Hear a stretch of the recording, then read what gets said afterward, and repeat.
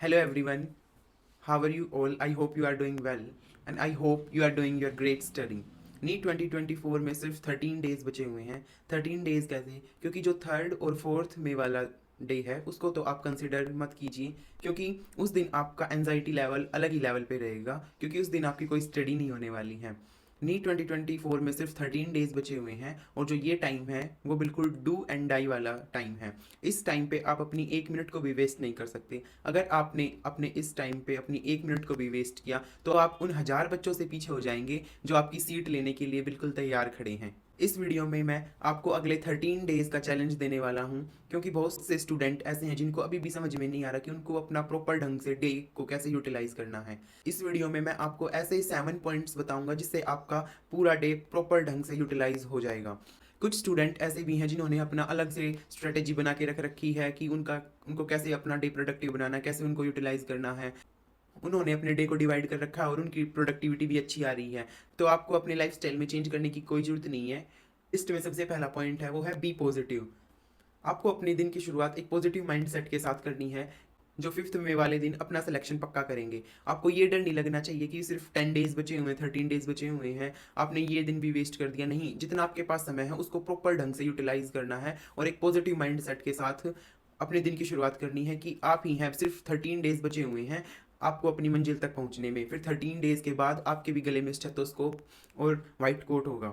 इन बचे हुए 13 दिनों में आपको डरना नहीं है, क्योंकि डर सबको लग रहा है। जिसके 700 मार्क्स भी आ रहे हैं उस बच्चे को भी डर लग रहा है, जिसके 300 भी मार्क्स आ रहे हैं उस बच्चे को भी डर लग रहा है। तो आपको पैनिक नहीं करना है और ना ही डरना है। ये जो सिचुएशन है ये सभी के साथ सेम है, सभी इस लेवल पे आके अपनी एंजाइटी लेवल को बढ़ा रहे हैं। जो सेकंड मोस्ट इंपॉर्टेंट पॉइंट है लिस्ट में वो है डिवाइड यूर डे। आपको अपने डे को सेगमेंट्स में डिवाइडेड कर देना है कि आपको मॉर्निंग में कौन से टॉपिक्स रिवाइज करने हैं, आपको टेस्ट देना है तो किस टाइम पे देना है। मैं आपको सजेशन करूं तो आपको नीट के टाइम पे ही अपना मॉक टेस्ट देना है, क्योंकि उस टाइम पे आपको ज़्यादा एक्टिवनेस दिखानी है। आपको उस टाइम पे सोना नहीं है। जितने भी आपके बचे हुए 13 डेज हैं आपको अपने माइंड को उस टाइम पे सबसे ज़्यादा एक्टिव रखना है। जो आफ्टरनून का टाइम है उसमें आपने एक टेस्ट दे दिया, मॉक टेस्ट दे दिया। फिर उसके 1 घंटे बाद तक आपको एनालिसिस करनी की टेस्ट में आपको कौन से क्वेश्चंस गलत हो गए थे, कौन से आपने सही किए हैं।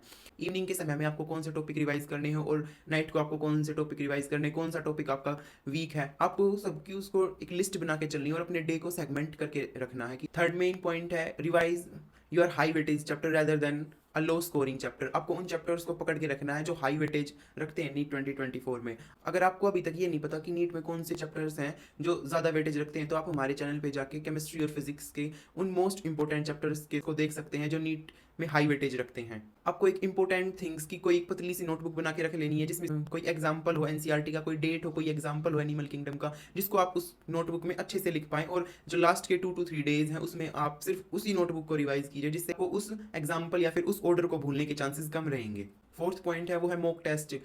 स्टूडेंट्स पूछते हैं कि मॉक टेस्ट दें या नहीं दें। टू टाइप्स के स्टूडेंट्स हैं, जिन्होंने एक तो अपना कंप्लीट सिलेबस कवर कर लिया है और ऐसे स्टूडेंट्स भी हैं जिन्होंने अभी तक अपना सिलेबस कंप्लीट नहीं किया है।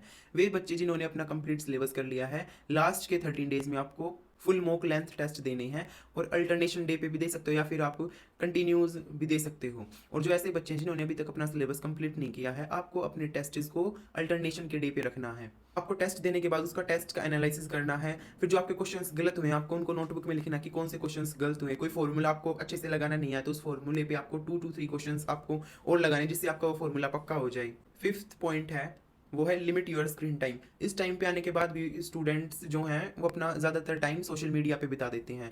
तो वे बच्चे बिल्कुल नीट की रेस से बाहर हैं। अगर टाइम सोशल मीडिया पर वेस्ट कर रहे हैं तो आप अपने आप को एक गड्ढे के अंदर डाल रहे हैं। आपको ना तो कोई इंस्टाग्राम की रील्स देखनी है, ना कोई यूट्यूब की शॉर्ट्स देखनी है। आपको सिर्फ आप 10 to 15 मिनट्स आप कोई मोटिवेशनल सॉन्ग या फिर आप म्यूजिक सुन सकते हैं। सिक्स्थ मेन पॉइंट है जो बहुत सारे बच्चे फॉलो करते हैं वो है कि लॉन्ग लेक्चर्स अटेंड करने लग जाते हैं। तो वो यूट्यूब पे जाएगा और फिर लाइव क्लास को अटेंड करने लग जाएगा। 10 to 12 आवर्स के वो लेक्चर्स को देखने लग जाएगा।